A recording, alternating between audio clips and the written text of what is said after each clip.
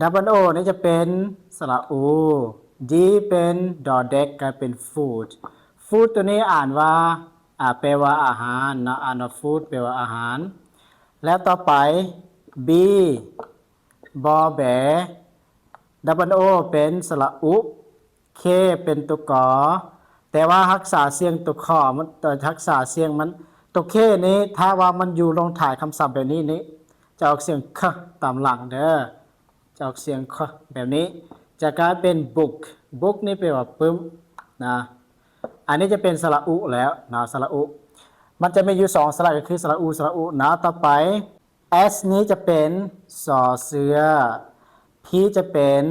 ปอปลาและวันนี้ดับเบิลโอนี้สระอูนะสระอู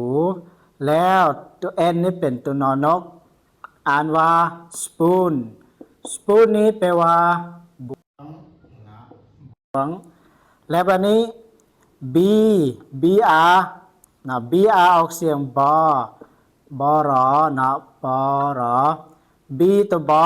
R ตัวรอราคาและวันนี้ดับเบิลโอเป็นสระอูนะแล้วตัวมอ M นี่เป็นตัวมอแมวอ่านว่า broom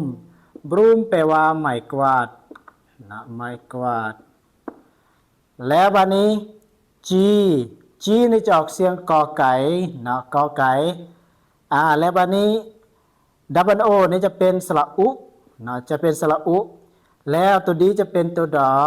นะกลายเป็น good good แปลว่าดีนะและวันนี้ T เป็นทอถุงสระอูกลายเป็น to แปลว่าคือกันอันนี้ S นะเป็น S Z ออกเสียง Z นะออกเสียง Z แต่ดับเบิลโอจะเป็นสระอูกลายเป็นซูแปลว่าส่วนสัตว์เด้อส่วนสัตว์นะโอเคถ้าว่าเจ้าอยากได้ลายกว่านี้ละแม่นะจ๊ะในนำปึ้มเล่มนี้เลยเด้อปึ้มเล่มนี้แม่มีลายเลยมีหลากหลายสระเพลงสนัดจะอยู่ในปึ้มตัวนี้สระผสมเพลงสระผสมจะอยู่ในปึ้มตัวนี้นะเหมาะกับผู้คนที่ว่าอยากเริ่มต้นเรียนภาษาอังกฤษใหม่ๆเลยเราเอาปึ้มตัวนี้เด้อปึ้มตัวนี้ราคา 145,000 กีบเท่านั้นเด้อแล้วนะอันนี้คือเนื้อในของปึ้มเด้อเนื้อในของปึ้มจะเป็นอันนี้นะอันนี้สระบานและก็นี่จะเป็นทางในของปึ้มเดี๋ยวมันจะบทปึ้มนี้จะมีบทฝึกหัดเหตุพร้อมเด้อนะจะง่ายๆแล้วมีจะคำอ่านคำแปลมันเริ่มจาก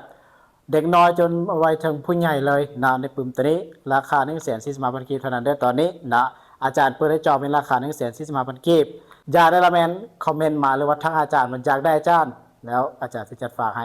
145,000 กีบเด้อโอเคบ๊ายบาย